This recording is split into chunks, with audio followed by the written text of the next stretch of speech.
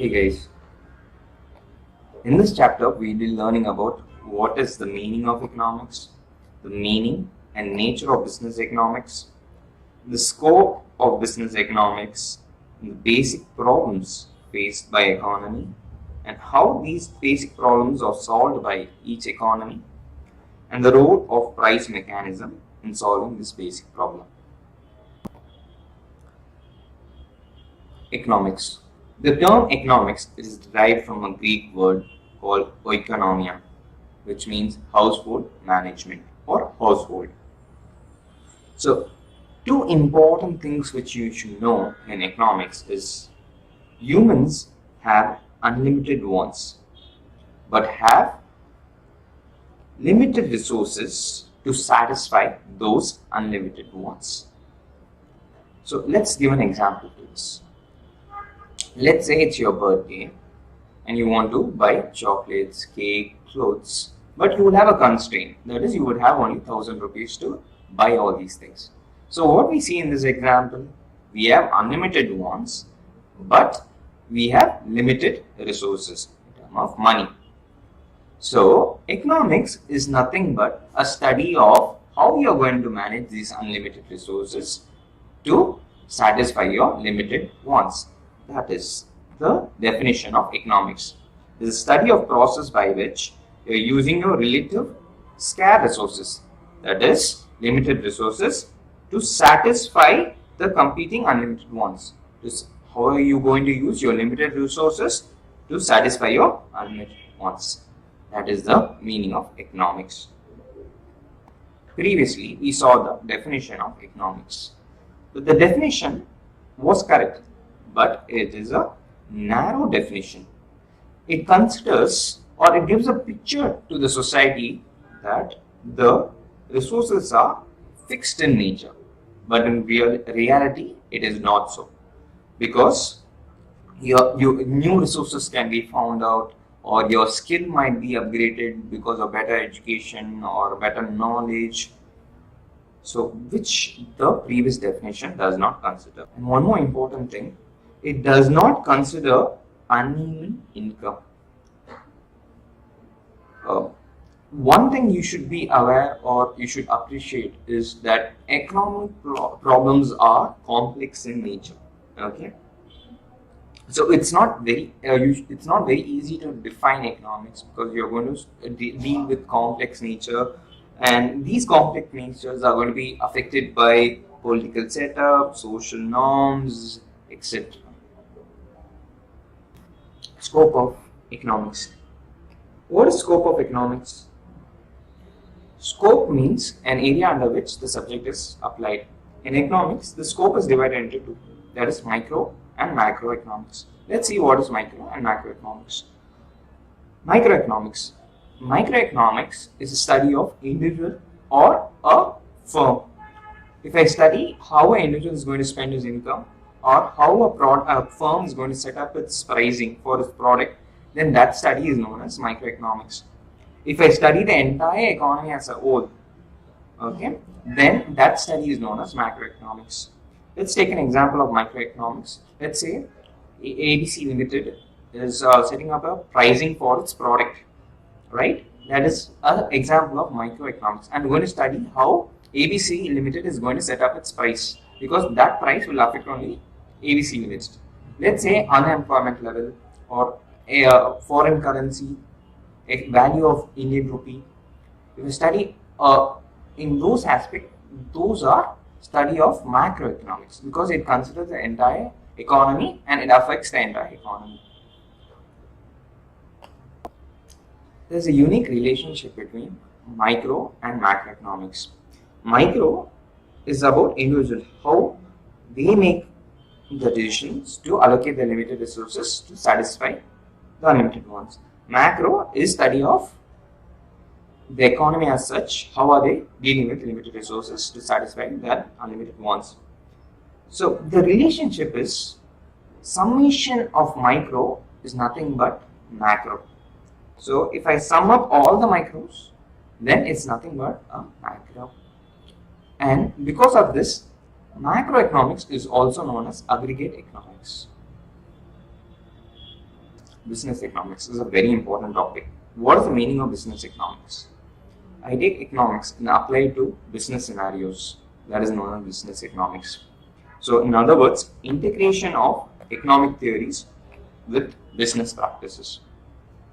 Business economics is only concerned with microeconomics because it studies about consumer or a firm, and that is what CA and CS, your foundation levels, are more concerned with.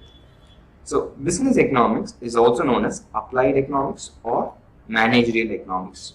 Okay, it fills a gap between the economic theories and the business practices. Remember one thing, business economics applies these tools in the process of business decision making.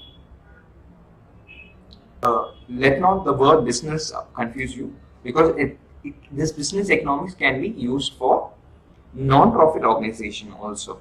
Okay, it can be used for non-profit organization. Now let's try to study the nature of business economics. Okay.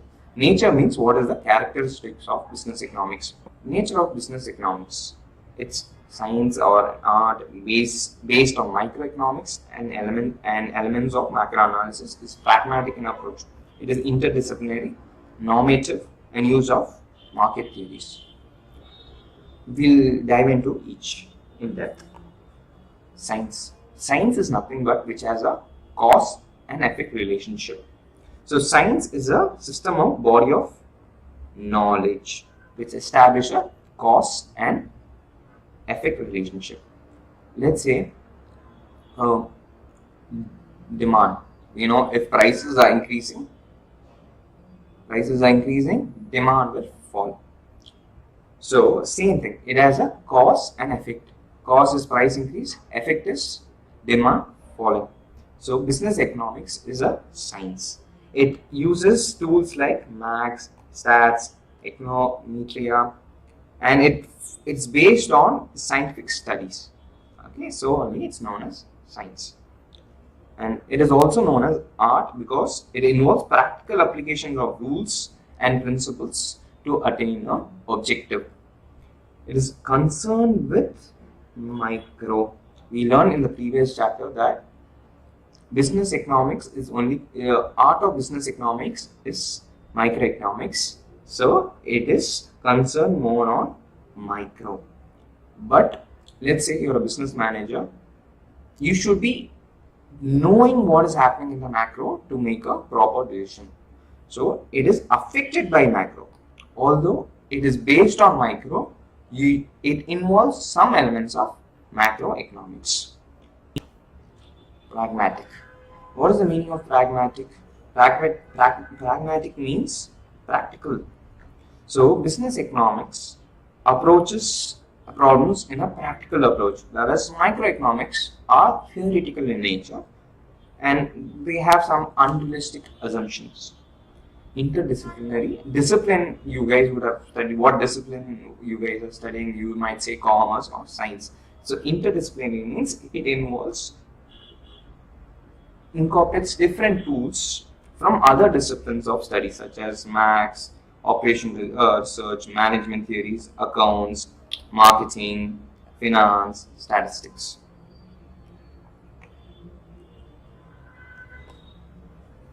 Okay, business economics is normative in nature. Let's say what is the difference between positive and normative in nature.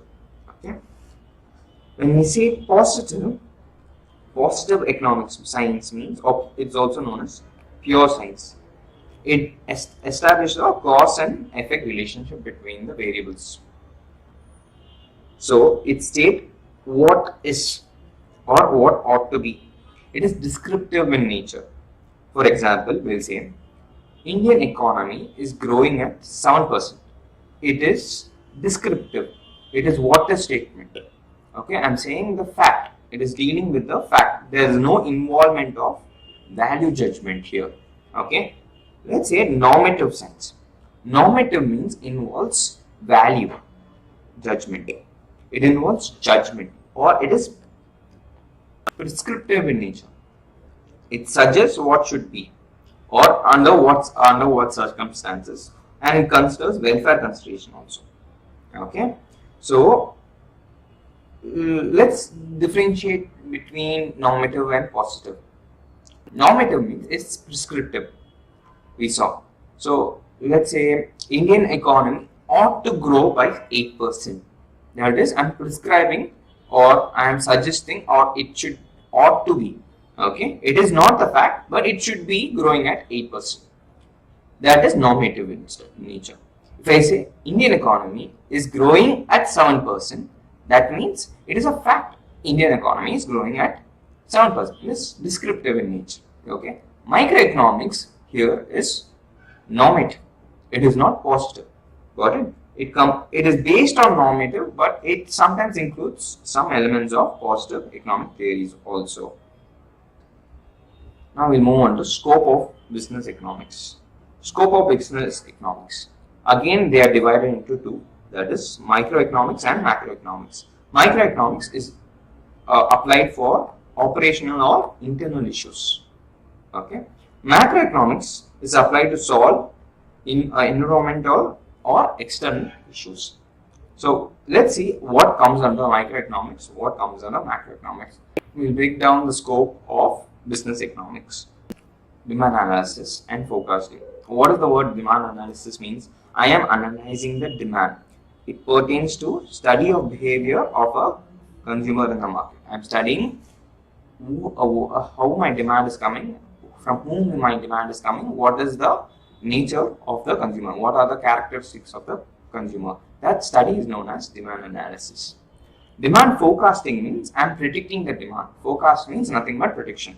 So it's similar to your weather forecasting, right? So demand forecasting is nothing but a technique which is used for predicting future demand based on past behavior which affect the demand. Production and cost analysis. Production theory explains the relationship between input and output. Input is nothing but your raw materials, output is nothing but your final product. So it's a study of relationship between input and output. So how efficiently are you going to use your input to output? That study is known as production analysis. And cost analysis is nothing but you're using your inputs, right? What is the cost elements involved in that, and how much is the time period, what is the size of the plant, and recognizes all the cost and says for your final output what would be the cost. That study is known as cost analysis. Inventory management. Inventory has three different subsets, that is work in process, raw materials and final goods. So how are you going to manage this inventory? Okay, to keep at the minimum cost, because when I buy raw materials, I'm giving out cash, right? If I should not buy too much of raw materials. On the other hand, also I should not buy less of raw materials because that will affect my production process. So how do I manage my inventory at the least efficient, least cost and in an efficient manner is known as inventory management. Market structure and pricing policies. So understanding the market structure, there are different types of market structure you would have studied previously. There is monopoly market and monopolistic market, oligopoly. There's a separate chapter which deals with this, how prices have to be determined in each market structure. We'll see that later on. Resource allocation. How do we allocate the resource for the most efficient part is known as resource allocation. Theory of capital investment decision. We know that everyone is affected by limited resources. And firms will be affected by limited resources. They would have limited capital to invest money. So, but they will have many opportunities to invest. So how are they going to maximize their profit? They have to evaluate the investment decision because they have limited resources. They have to optimize that capital. That study is known as theory of capital and investment decision. Profit analysis. So profit analysis is analyzing of profit. How does your profit come? From which source of which product from selling you're getting your profit. That is the meaning of profit analysis. Risk and uncertainty analysis. So you know that business, if you start, there will be risk and uncertainty.